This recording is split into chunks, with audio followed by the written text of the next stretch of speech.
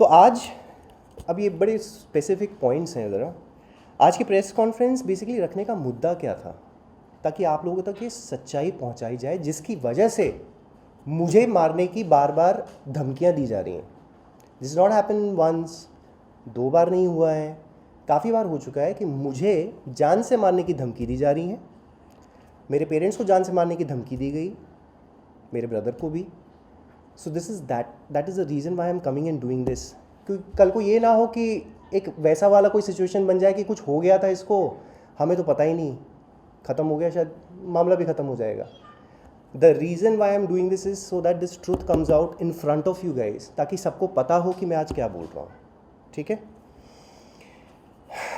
पहले तो मैं ये आप लोगों को बताना चाहता हूँ कि कुछ टाइम पहले मैंने 1-2 महीने पहले सिर्फ इतना बोला था कि निशा एक गैर मर्द के साथ मेरे घर में रह रही है। तब काफ़ी आईब्राउज रेज हुए थे, काफ़ी लोग कह रहे थे कि ये कौन है, क्या है। आज ये सबूत कोर्ट में पेश हो गए हैं, ये सबूत मेरे लॉयर्स ने कोर्ट में लगा दिए हैं, इसलिए मैं इसके बारे में बात करने जा रहा हूँ। और ये प्रेस कॉन्फ्रेंस भी बेसिकली सबूतों के बिना पे हो रहा है, तो अदरवाइज़ ऐसे ही हवा में बोलने में तो काफ़ी लोग बोलते ही हैं। सो निशा रावल, जिनका अभी तक डिवोर्स हुआ नहीं है, it is in the process, अभी हुआ नहीं है, we are still contesting it in court. So उनका एक अभी करंटली एक्स्ट्रा मैरिटल अफेयर चल रहा है विद रोहित साटिया। अब रोहित साटिया कौन है? कुछ लोग जानते हैं रोहित साटिया कौन है। बेसिकली रोहित साटिया वो शख्स है जो निशा के मुंह बोले भाई हैं। 14 साल तक ये आदमी मेरे सामने निशा से राखी बंधवाता रहा। हमारी शादी में इसने कन्यादान किया है। So can you imagine the level of relations that we are showing to the world. मतलब आप एक तरफ भाई बहन का रिश्ता है, एक तरफ कन्यादान आप कर रहे हैं, लेकिन she is having an extra marital affair with Rohit Sathiya, और इसका सबूत हमने कोर्ट में डाल दिया है।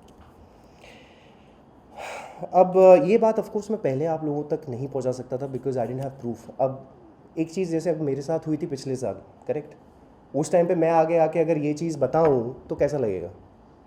Suddenly the perception again goes कि अरे इसके ऊपर लगाई ये चीज़ें, तो अब शायद ये ऐसा बोल रहा है, और देखो भाई बहन के लिए बोल रहा है, which is a very normal thing. तो I didn't raise that question. मुझे 14 महीने लग गए हैं सबूत इकट्ठा करने में। 14 months it's taken for me. एक एक चीज़, एक एक इवेंट, एक एक सबूत वहाँ से लेकर आओ, इससे बात करो, दोस्तों ने कुछ बताया, इसने कुछ बताया, कुछ चीज़ें हार्ड एविडेंस आपके पास आ जाती हैं, ये सारे सबूत इकट्ठे किए गए हैं। It's taken a lot of effort from my end. So Rohit Satia basically Lucknow से हैं, जिनकी ऑलरेडी एक बच्ची है, 7 साल की, बीवी है, माँ है। तो उनको छोड़कर यहाँ पे बॉम्बे में रह रहे हैं पिछले 14 महीने से, जब से ये हुआ है। एंड ये सब कुछ मेरे बच्चे के सामने हो रहा है because Kavish is in the house. Nisha की mother Lakshmi Rawal is also in the house. Everybody knows about the truth. तो जैसे मैंने कहा कि देखिए, भाई बहन का जो रिश्ता होता है, एक बाप बेटी का रिश्ता होता है, पवित्र रिश्ते होते हैं, बट ऑफ कोर्स इस सिचुएशन में तो मजाक बन गया।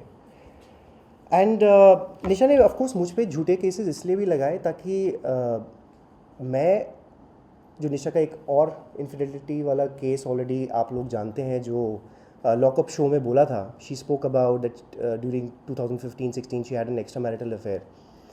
वो अफेयर तो अलग है, वो तो खुद ही एक्सेप्ट किया है, ये अफेयर अलग है। ताकि अगर मैं कुछ बोलने भी जाऊँ तो इस पे डाल दो कि इसका अफेयर है, तब तक झूठे केसेस मेरे फादर, मदर, भाई के अगेंस्ट भी फाइल हो चुके हैं। पहले आदमी उसमें लग जाए कि जवाब कहाँ देता रहे, वो तो यही सोचता रहे कि भैया मैं पहले इससे निपटूँ, पहले अपनी लाइफ को समझने की कोशिश करूँ कि इस कौन सी स्थिति पे मैं आ चुका हूँ, उसके बाद मैं लड़ने के लिए तैयार हूँ, उसके बाद में शायद कुछ। और क्या सबूत दोगे यार आप? जब कोई बोल देता कि भाई बहन है, क्या सबूत दोगे आप? Tell me. until unless you don't catch them in the act, that is the thing. और अगर आप एक बार ये भी सोचिए, अगर इतने ही सच्चे थे तो 1 जून को जब निशा ने प्रेस कॉन्फ्रेंस रखी, सबको बताया कि क्या है, तो अपने अफेयर के बारे में पहले ही बता देते आप। 2015 में आपका भी हुआ था ना, आप बता दीजिए। हमारा तो कोई वो केस है ही नहीं, क्योंकि हमारे पे तो सारे झूठे चीज़ें हैं। आप सच्चे हो, आप अपना बता देते कि 2015 में आपका अफेयर था। तो वो तो हुआ नहीं। अब जब लॉकअप शो में तो ज़रूर चले गए, तो वहाँ पे पैसे जब मिल रहे थे तो सब सच्चाई बाहर आ गई। सच्चाई एक्सेप्ट करने का रीज़न क्या था? इतने महीनों तक तो नहीं किया, 10 महीने तक तो मैं गला फाड़ता रहा, लोगों को बोलता रहा कि नहीं उसका कुछ चल रहा है, अफेयर है। बट ऑफकोर्स जब तक आपके पास सबूत नहीं, आप कैसे बोलोगे? अब जब 10 महीने के बाद निशा ने ये कह दिया लॉकअप में, सडनली जो 1 जून को मुझे हज़ारों लाखों की तादाद में जो मैसेज आए हुए थे, जहाँ पे कितने लोगों ने क्या क्या नहीं कहा है, एक मौका मिल जाता है ना लोगों को बोलने का, क्या क्या नहीं कहा गया। सडनली सब लोग मुझे मैसेज कर रहे हैं that we are sorry, and these are girls, maximum वो गर्ल्स। मोटी मोटी गालियाँ लिख के दी थी सबने। मतलब आप समझिए, जिसने 20 साल तक मेहनत की, एक दाग नहीं लगने दिया उसने अपने ऊपर,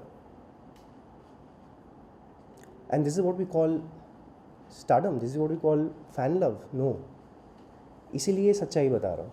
बट अब सब पलटे उसके बाद, सब ने माफ़िया मांगी, सब लोगों ने लिख के भेजा कि नहीं sir we are sorry, because हमने एक चीज़ देखी, हमने उस पर रिएक्ट कर दिया।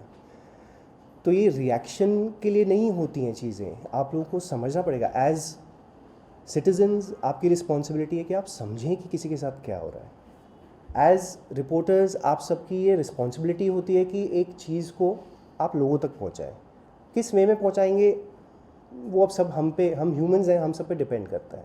एक इन्फॉर्मेशन अगर मैंने भी 2 बार इंटरव्यूज़ पहले दिए हैं, बड़े छोटे छोटे, ज़्यादा कुछ नहीं, बट मैंने अपने लॉयर के साथ बैठ के दिए। सो दैट वाज, उसका एक कुछ तो वेटेज होता ही है। So that was the case. So moving on to the next things, Rohit Satia basically इनकी कुछ फाइनेंशियल डिफ़िकल्टीज चल रही हैं।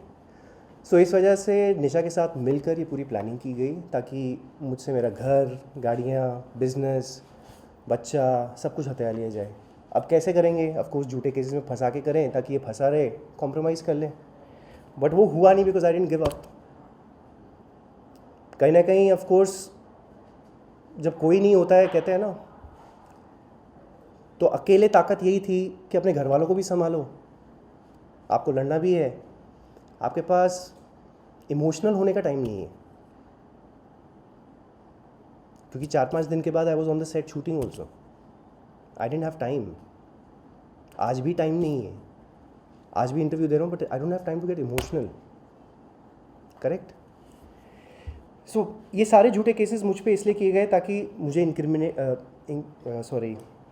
इनक्रिमिनेट किया जाए इन केसेस में। मेरे मदर फादर्स पे अलग प्रेशर, कुणाल पे अलग प्रेशर, ब्लैकमेल किया गया थ्रू द डिमांड्स जो बना, मतलब मांगी जा रही थी कि हमें ये चाहिए। ऑफ कोर्स थ्रेटन किया गया। काविश को as an emotional weapon use बहुत किया जा रहा है, बट उसके लिए भी you have to be strong. I can't think of Kavish right now, जहाँ भी है ठीक है, बट कल को जब होगा उसके बारे में ही बात करेंगे। सो और जैसे मैंने कहा, तो मेरा घर, बिजनेस है जो ऑफ कोर्स निशा के नाम पे था, इसलिए वो हथिया लिया गया। हर चीज़ में ऑफ कोर्स मेहनत लगी है, पैसा मेरा लगा है, मेहनत मेरी लगी है, सालों की मेहनत है। घर, गाड़ियाँ, बच्चा, सब कुछ अपने पास जब्त करके ये लोग बड़ी आसानी से बैठ गए। और ये क्यों हो पा रहा है, आगे के कुछ स्टेप्स मैं आपको बताता हूँ। रोहित साटिया ऑफ कोर्स शराब भी पीते हैं, चेन स्मोकर भी हैं, और गुटखा, पान, ये सब ऐसी चीज़ें कुछ खाते हैं।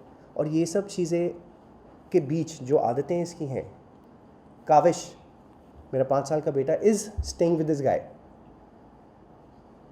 मतलब मैंने ये चीज़ें शुरू ही नहीं की होगी ज़िंदगी में, तो एज अ फादर, मतलब मैं क्या कहूँ अभी आपको कैसा लगेगा? हाँ,